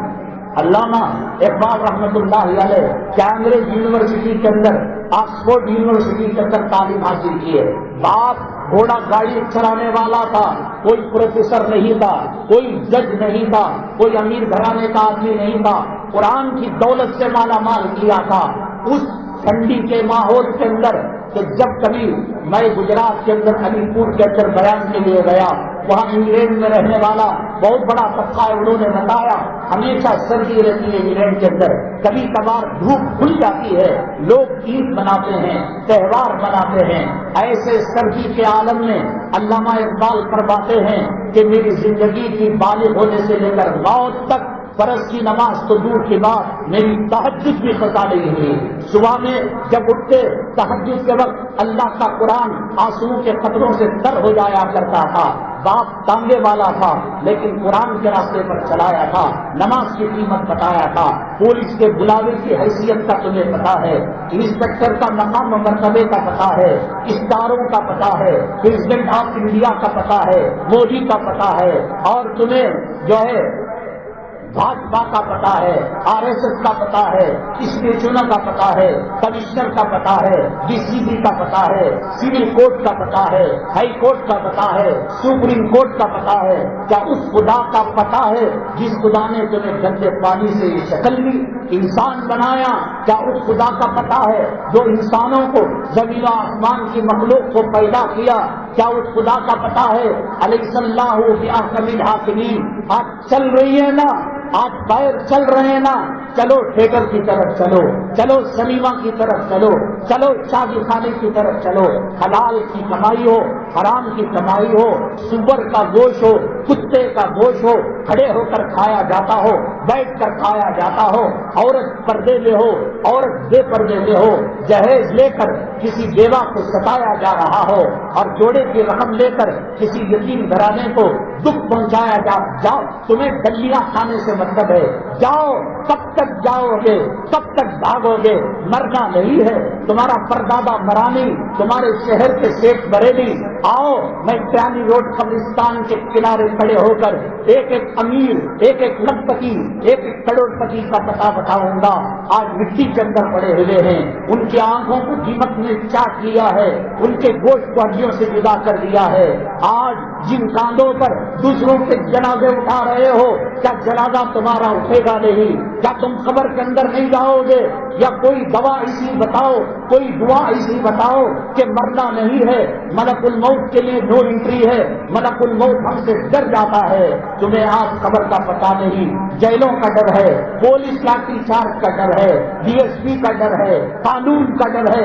جس اللہ نے پیدا کیا اس اللہ کے قانون کا ڈر نہیں۔ سیدنا عثمان غنی رضی اللہ تعالیٰ عنہ نبی کریم صلی اللہ علیہ وسلم کے دوہرے داماد، داڑھی رکھنے والے، داڑھی منڈانے والے، نماز پڑھنے والے، نماز چھوڑنے والے، حلال کھانے والے، حرام کھانے والے، نہ تو تیری زندگی کا پتہ، نہ میری زندگی کا پتہ، نہ تو تیری قبر کا پتہ، نہ تو میری قبر کا پتہ، نہ تیری موت کا پتہ، نہ میری موت کا پتہ، نہ قبر کے اندر کھڑکیاں جنت کے کھلنے کا پتہ، نہ جہنم کی کھڑکی کھلنے کا پتہ، میدان محشر میں کتنے پسینے میں ڈوبے ہوں گے، پنڈلیوں تک، گھٹنے تک، کمر تک، مونڈوں تک، ناک تک، اس کا کچھ پتہ نہیں۔ نمازیں تو ہو رہی ہیں، اللہ قبول کرتا ہے نہیں کر رہا ہے کیا پتہ، روزے ہو رہے ہیں، مساجد کی تعمیر ہو رہی ہے، چندہ دیا جا رہا ہے۔ اللہ عثمان غنی رضی اللہ تعالیٰ عنہ نبی کریم صلی اللہ علیہ وسلم کے دوہرے داماد، اگر کوئی اپنی بیٹی کے لیے داماد ڈھونڈتا ہے کتنا تلاش کرتا ہے، کتنا ڈھونڈتا ہے، اس کا کیریکٹر کیا ہے، اس کا اخلاق کیا ہے، اس کا کردار کیا ہے، اس کا بیک گراؤنڈ کیا ہے، اس کی سیرت کیا ہے، اس کی صورت کیا ہے۔ نبی امام الانبیاء، خاتم الانبیاء، سرور کونین، سید الاولین، سید الاخرین، ساقی کوثر، شافی محشر، امام الانبیاء، وہ اپنی بیٹی کو دے رہا ہے تو کتنا کچھ دیکھا ہوگا۔ حضرت عثمان غنی رضی اللہ تعالیٰ عنہ نے رقیہ کو دیا تھا، انتقال ہو گیا، اور ایک بیٹی کو دیا، اس کے بعد فرمایا نبی کی 40 بیٹیاں ہوتی، عثمان کا اخلاق، عثمان کا کردار، عثمان کی سیرت، عثمان کی زندگی، عثمان کا باحیا ہونا، عثمان کا سخی ہونا مجھے مجبور کر رہا ہے۔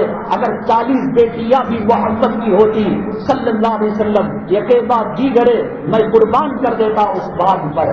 یہ عثمان وہ ہیں رضی اللہ تعالیٰ عنہ، عشرہ مبشرہ، ابو بکر فی الجنہ و عمر فی الجنہ و عثمان فی الجنہ و علی فی الجنہ، 10 لوگوں کو جن کی دنیا کے اندر جنت کی سرٹیفکیٹ دی گئی۔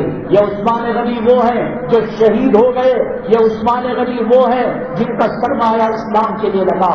اور تو اور ایک تو عشرہ مبشرہ، جنت کی سرٹیفکیٹ، نبی کے دوہرے داماد، اور نبی کریم صلی اللہ علیہ وسلم نے فرمایا ان کی شرم و حیا سے اللہ کے فرشتے بھی شرم و حیا کرتے ہیں۔ اس کے باوجود عثمان غنی رضی اللہ تعالیٰ عنہ کے لیے 2 مرتبہ جنت کا وعدہ کیا نبی کریم صلی اللہ علیہ وسلم نے۔ جب مسجد نبوی صلی اللہ علیہ وسلم کو شہید کر اس کی توسیع کی جا رہی تھی، اس کی عمارت بڑھائی جا رہی تھی، کچھ گھر مسجد نبوی کے آس پاس تھے، اللہ کے نبی صلی اللہ علیہ وسلم نے فرمایا کون خریدے گا ان گھروں کو اور مسجد نبوی کے لیے دے دے گا، میں اسے جنت کا وعدہ کرتا ہوں۔ حضرت عثمان غنی رضی اللہ تعالیٰ عنہ نے سارا محلہ خرید لیا اور نبی کریم صلی اللہ علیہ وسلم کے قدموں میں دے دیا۔ اللہ کے نبی صلی اللہ علیہ وسلم نے فرمایا میں جنت کا وعدہ کرتا ہوں تو یہ جنت ملے گی۔ اور ایک مرتبہ جب ہجرت کر مہاجرین مدینہ طیبہ آئے، بیر روما ایک کنواں ہے، اس پر یہودی کا قبضہ تھا، اللہ کے نبی صلی اللہ علیہ وسلم نے فرمایا اس یہودی سے وہ کنواں خرید کر جو مسلمانوں کے لیے وقف کرے گا میں اسے جنت کا وعدہ۔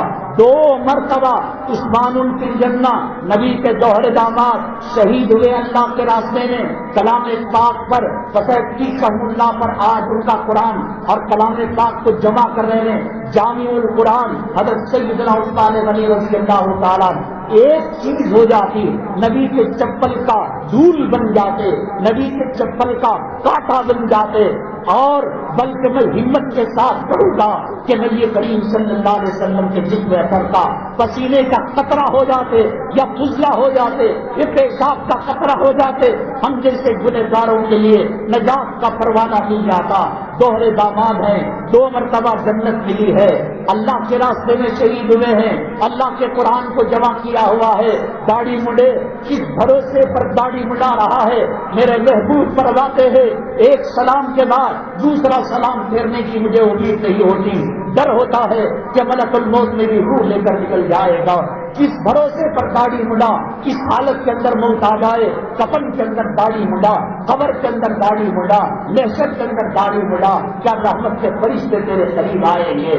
کس کس بھروسے پر نماز کو چھوڑ رہا ہے، کس بھروسے پر دنیا کا کتا بنا ہوا ہے، چوروں کا غلام بنا ہوا ہے، ماں باپ کو گھر سے نکالا ہوا ہے، وہ عثمان غنی جس نے 2 مرتبہ جنت لی، وہ عثمان غنی تبوک کے موقع پر وہ سال اسرا کا سال تھا، تنگستی کا سال تھا، کھجور پکنے کے دن تھے، اللہ کے نبی صلی اللہ علیہ وسلم نے فرمایا کون اللہ کے راستے میں مجاہدوں کا تعاون کرے گا؟ 100 اونٹ لدے لدائے سامان کے ساتھ نبی کے قدم اطہر میں ڈال دیا۔ اللہ کے نبی صلی اللہ علیہ وسلم نے فرمایا اور کون ہے تعاون کرنے والا؟ پھر 100 اونٹ دے دیے، گھر میں جو سونا، جو چاندی، جو سلور، جو گولڈ تھا، سب کچھ نبی کے قدموں میں نچھاور کر دیا۔ اللہ کے نبی صلی اللہ علیہ وسلم نے فرمایا عثمان آج سے لے کر تیرے مرنے تک کوئی چیز تجھ کو اللہ کے راستے سے جنت سے نہیں ہٹا سکتی، اور کوئی خطا تجھے تکلیف نہیں پہنچا سکتی۔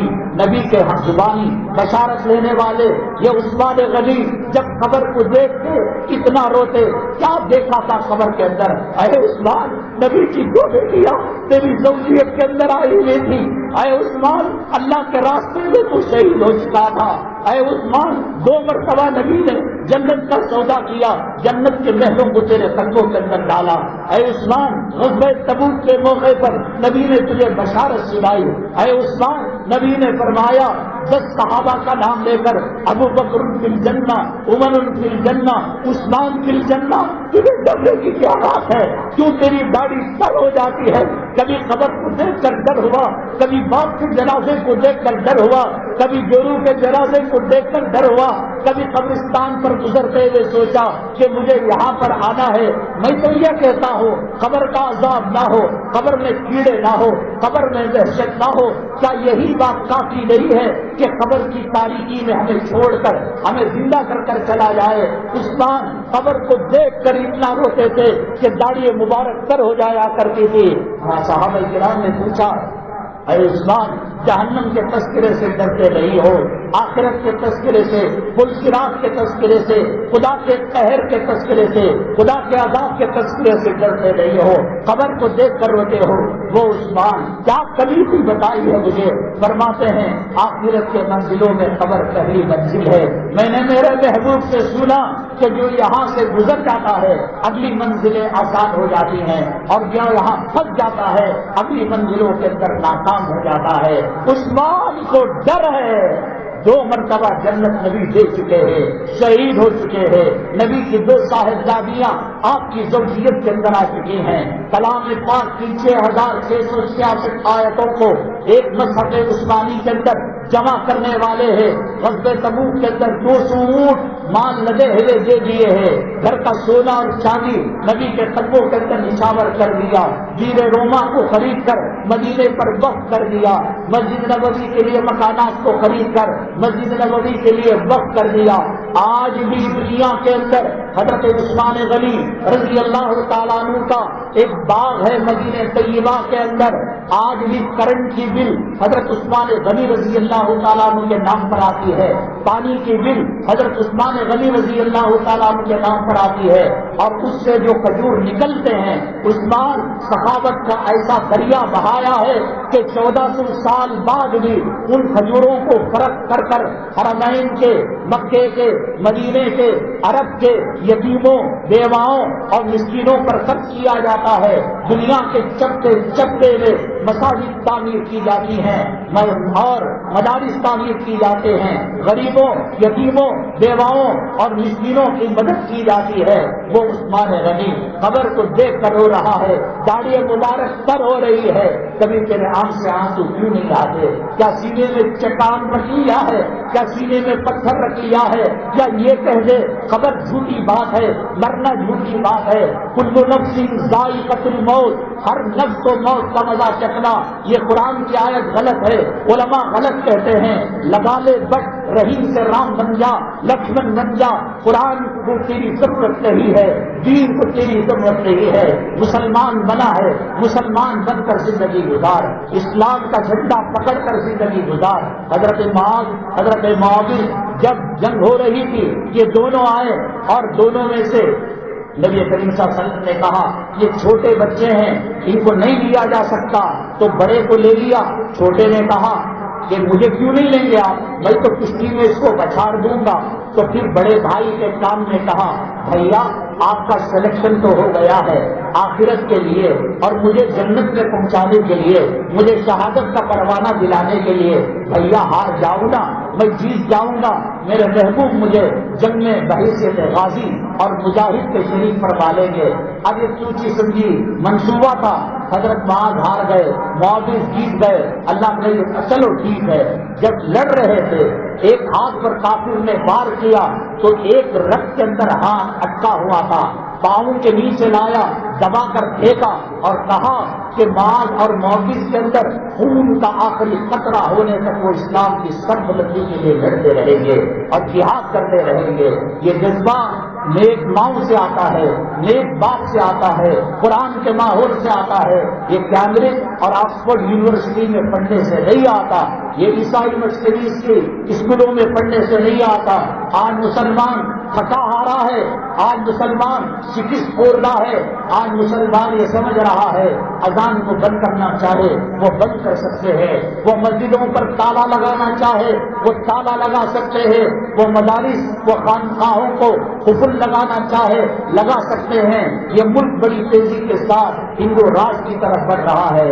میرے بھائیوں تم نے اللہ کے نام کی طاقت کو بھلا دیا، سجدے کی طاقت کو بھلا دیا، قرآن کی طاقت کو بھلا دیا، دعا کی طاقت کو بھلا دیا، مال کے پجاری بن گئے۔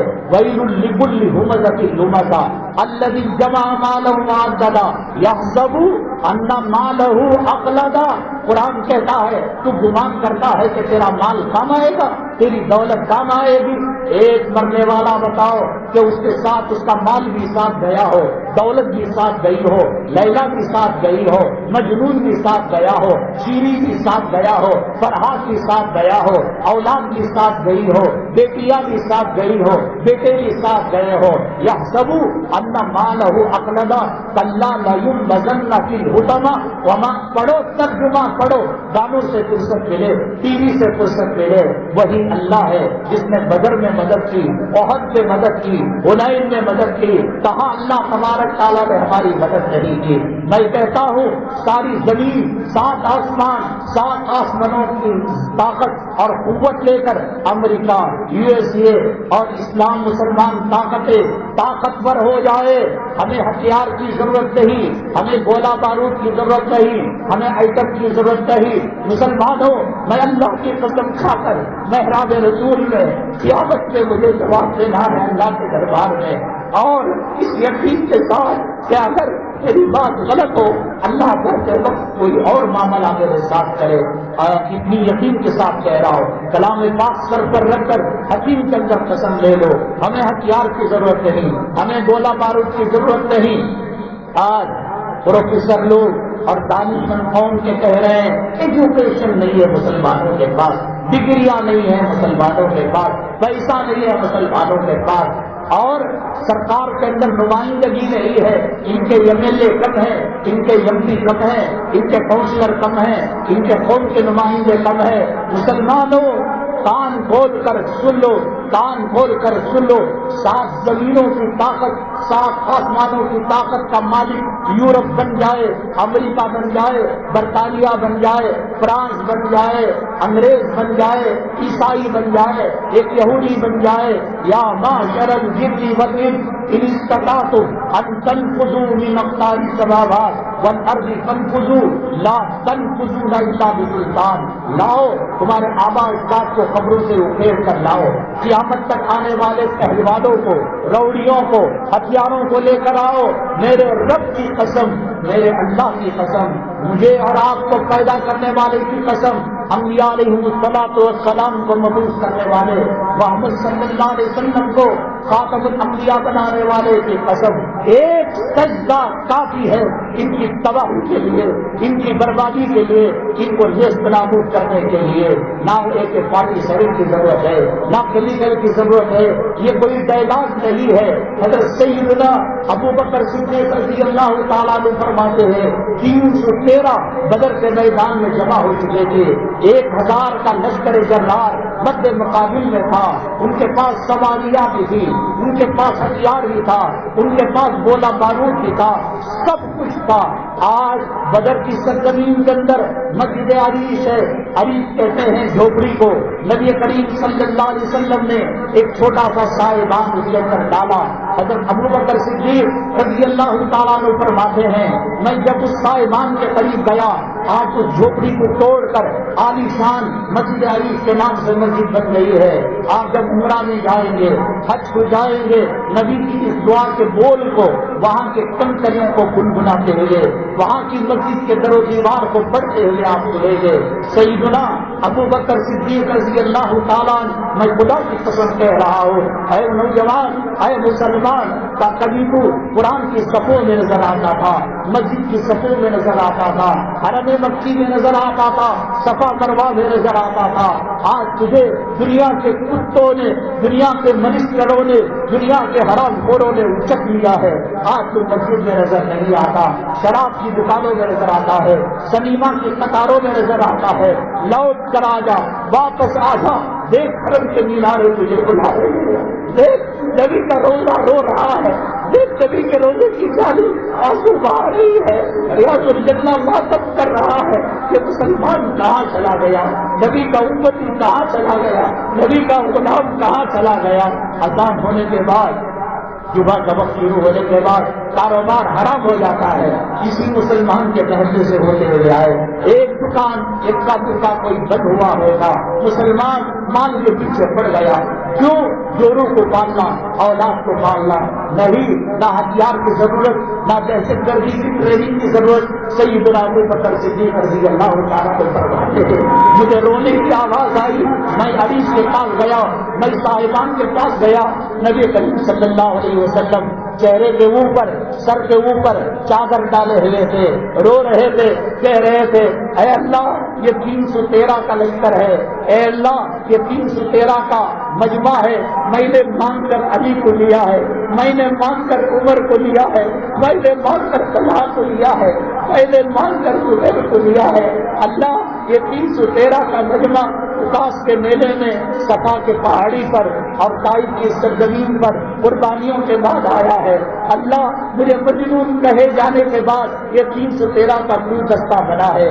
مجھے ساحر کہے جانے کے بعد, جادوگر کہے جانے کے بعد, کاہن کہے جانے کے بعد, میری بیٹی جس کا نام زہرا ہے, جنت کا پھول ہے, ابو جہل کے تھپڑ کھانے کے بعد یہ مجمع بنا ہے. اے اللہ زمین کانٹوں کی بنی تھی, اس پر چلنے کے بعد یہ گلدستہ بنا ہے. اے اللہ حرم مکی کے اندر میں سجدہ ریز تھا, اون کے اوجھڑی کو ڈالے جانے کے بعد یہ گلدستہ بنا ہے. اے اللہ غار ثور میں پناہ لینے کے بعد یہ گلدستہ بنا ہے. اے اللہ بڑی مشکلوں سے, بڑی قربانیوں کے بعد طائف کی سرزمین کے اندر ایسی حالتیں آئی تھی. اتبا جو بدر کی سرزمین کے اندر کمانڈر ان چیف تھا, میری حالت کو دیکھ کر, میرے زخموں کو دیکھ کر اللہ دشمن کے آنکھوں سے آنسو نکل آئے. طائف کے پتھر کھانے کے بعد یہ 313 کا گلدستہ جمع ہوا ہے. یہ گھونسلہ بنا ہوا ہے, کفر کی بجلیاں اس کو تباہ کرنا چاہتی ہے, اس کو برباد کرنا چاہتی ہے. سیدنا ابوبکر صدیق رضی اللہ تعالیٰ نے فرماتے ہیں میرے محبوب کی یہ حالت دیکھی نہیں جا رہی تھی, ترس آ رہا تھا کہیں بے ہوش نہ ہو جائے, کہیں غش کھا کر نہ گر جائے. اے اللہ ہمارے گھر میں 3 مہینے چولہا بجھنے کے بعد, فقر و فاقے کے بعد, اے اللہ ایک کھجور شہری نے چوس کر رکھ لیا. 3 دن لوگ گھر کے اسی سے سحری کیا کرتے تھے, اسی سے افطاری کیا کرتے تھے. اے اللہ تو جانتا ہے میرے گھر کے اندر فقر فاقے کی ایک نوبت ایسی آئی کہ میری بیگم حضرت عائشہ صدیقہ رضی اللہ تعالیٰ عنہا نے خاندان کے ایک بچے کو کہا مدینے کی سرزمین کے اندر اگر زمین پر کہیں کھجور ملے, کہیں کھجور کی گٹلی ملے, بیج ملے, لے کر آنا, ہم اسے سحری کر لیں گے, افطاری کر لیں گے. تیرے پاس کون سی روزی کی کمی ہے؟ تیری شادی میں کتنے کھانے بٹے جاتے ہیں, تیرے نکاح میں, تیرے ولیمے میں, تیرے شکرانے میں دسترخوان کتنا وسیع ہوتا ہے. داماد آتا تو کیا پکتا ہے, وہ امام الانبیاء, وہ خاتم الانبیاء, وہ سید الاولین, وہ سید الاخرین. گھر میں 3 مہینے چولہا نہیں جل رہا ہے. امی جان عائشہ بھوک سے بیزار ہو کر اور بھوک سے بے قرار ہو کر, یہ بھوک تجھے پکڑ لے گی, تیرا دامن پکڑ لے گی. داڑھی مڈے, حرام خور, بے نمازی, جوروں کے غلام, ماں باپ کے نافرمان, امی جان اگر پکڑ لے میں نے دین کے لیے کی قربانی دی، حسن قربان ہو گئے، حسین قربان ہو گئے، عثمان قربان ہو گئے، عمر قربان ہو گئے، علی قربان ہو گئے، بدر کے قربانی دی، کیا جواب دو گے مسلمانوں؟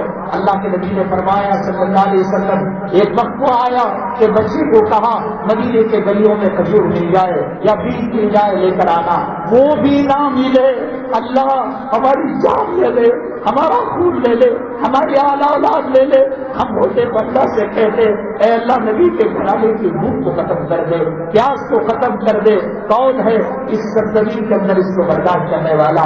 بچے کے کان میں کہا اگر کھجور نہ ملے، کھجور کی بیج نہ ملے، اون کھجور کھا کر جب فضلہ کرتا ہے، پاخانہ کرتا ہے، کھجور کی بیج اس کے جسم کو بھلا نہیں پاتی، وہ پاخانہ، وہ غلاظت، وہ فضلہ لے آنا محمد صلی اللہ علیہ وسلم کی شہیدی بیوی اور جنتی خاتون امی جان عائشہ، جن کی طہارت، جن کی پاکیزگی اللہ کی طرف سے آسمان سے آئی، والطیبات للطیبین والطیبون للطیبات، وہ کہہ رہی ہے کہ ان کا فضلہ لے کر آنا محمد صلی اللہ علیہ وسلم کی بیوی اس کو دھو کر کھا کر اپنی شہری اور افطار کو کیا کرے گی۔ اے اللہ بڑی مشکلوں سے یہ گلدستہ تیار ہوا ہے، یہ فضلہ تیار ہوا ہے، اگر صدیق پر جاتے اپنے آپ پر رحم کرے، بار بار چادر مبارک گر جایا کرتی تھی، ایک سجدہ تھا حضرت عبداللہ ابن عمر رضی اللہ تعالیٰ عنہ فرماتے ہیں آسمان پھٹا، جبریل امین علیہ السلام گھوڑے پر بیٹھ کر تشریف لائے،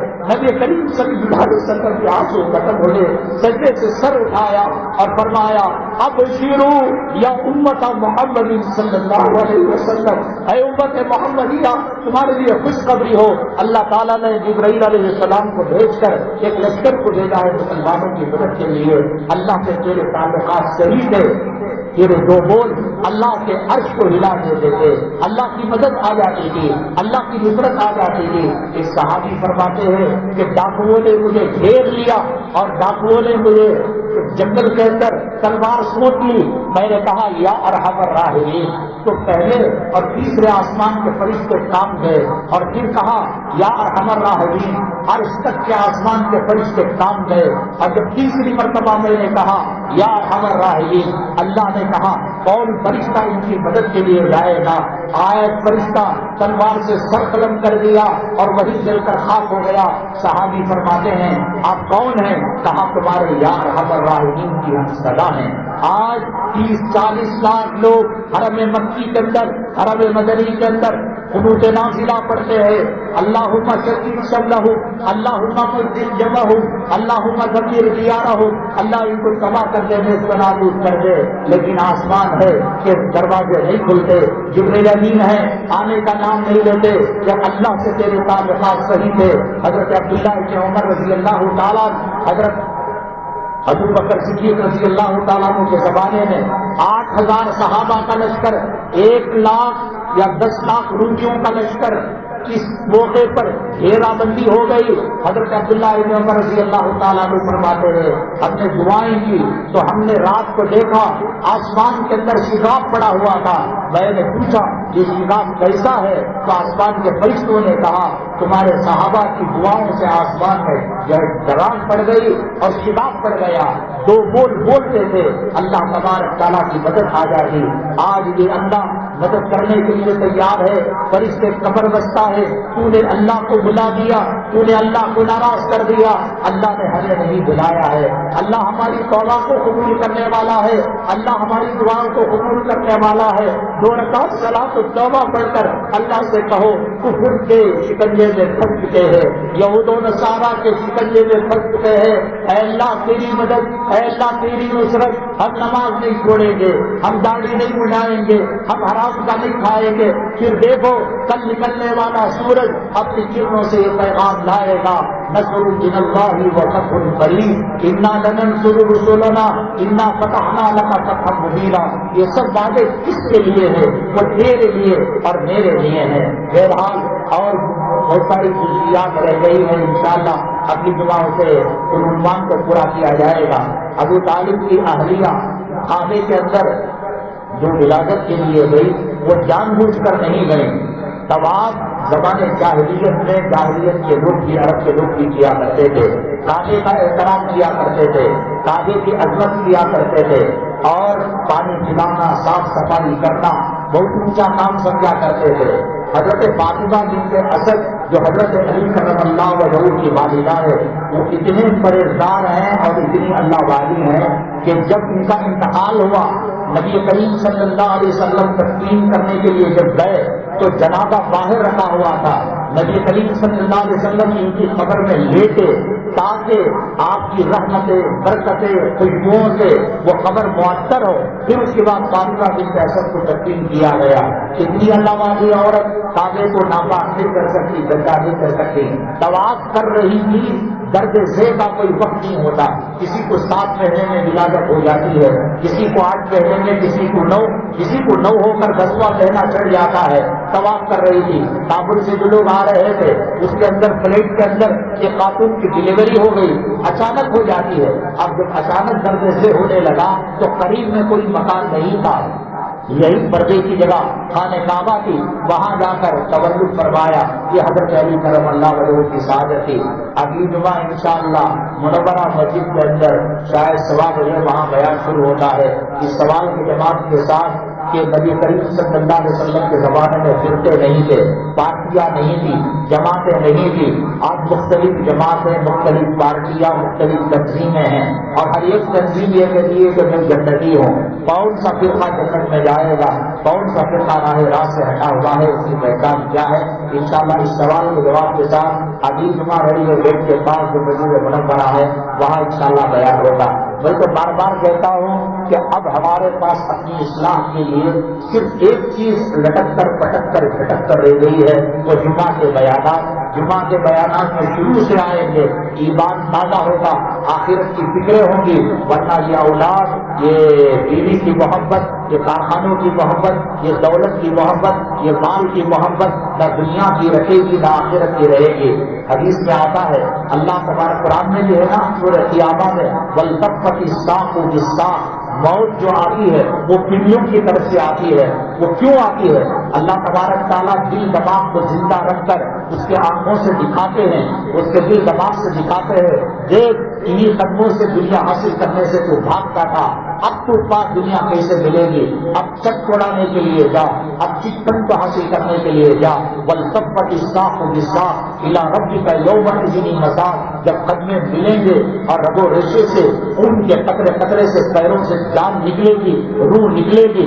اللہ تبارک تعالیٰ اس لیے آخر میں اوپر کے حصے کی روح نکالتے ہیں تاکہ وہ دیکھ سکے اور قرآن میں جو آیا اس کی تصدیق کر سکے۔ اس مسجد کی تعمیر و ترقی کے لیے کام چل رہا ہے۔ آپ سے درخواست ہے، کچھ نصیب ہیں وہ لوگ جو مسجد کی تعمیر و ترقی میں حصہ لیتے ہیں۔ حالات جو ہیں بچنے کے لیے 2 ذریعے، ایک توبہ اللہ کرے، صدقہ خیرات کرے۔ صدقہ اللہ کے عذاب کو ٹالنے والا ہے۔ اللہ تعالیٰ سے دعا ہے اللہ مال میں خیر و برکت نصیب فرمائے، خوب چندہ برکت فرماتے ہوئے جائے۔ اور اسی طریقے سے یہاں مدرسے میں تعلیم بہت اونچی ہو رہی ہے۔ ہمارے حافظ علیان صاحب ہمارے صالح صاحب کے فرزند انجمن ہیں، اللہ نے بڑی مہارت کی ہے، کلام پاک بھی پڑھتے ہیں، بڑے فلحانی میں پڑھتے ہیں۔ آپ نمازوں کا اہتمام کریں، اس لیے کہ نماز کو بلانے کے لیے حی علی الفلاح کہا گیا، کامیابی کی طرف آنے کے لیے کہا گیا۔ اسی طریقے سے ایک دینی ادارہ ہے، اس کے کچھ خاص جو ہے مصنوعات ہیں، حلال صابن اور دیگر شہد اور تختی ہے اس کی جنات کی، وہ سب چیزیں ہیں، اور ایک صاحب تلبینہ بنائے ہیں، اور حدیث پاک میں نبی کریم صلی اللہ علیہ وسلم کی طرف سے اس کی بڑی خوشخبری آئی ہے، اس کو حاصل کرتے ہوئے جائے۔ میں حافظ علیان صاحب، حافظ مبارک صاحب، یہاں کی منتظمہ اور اہلیان محلہ کا مشکور ہوں کہ انہوں نے ہمیں یہاں موقع عنایت فرمایا۔ اللہ تبارک تعالیٰ ان کو دارن کی سعادت سے مالا مال فرمائے، اللہ مسجد کو دین دنیا کا چھٹی ترقی نصیب فرمائے، اللہ آپ کے ہمارا آنے کو قبول فرما کر ہر قسم کے صدمے سے، فتنے سے، شرور سے، آفات سے، بلیات سے حفاظت فرمائے، اللہ ایمان پر ثابت قدمی نصیب فرمائے، ایمان پر خاتمہ نصیب فرمائے۔ آمین۔ واخر دعوانا الحمدللہ رب العالمین۔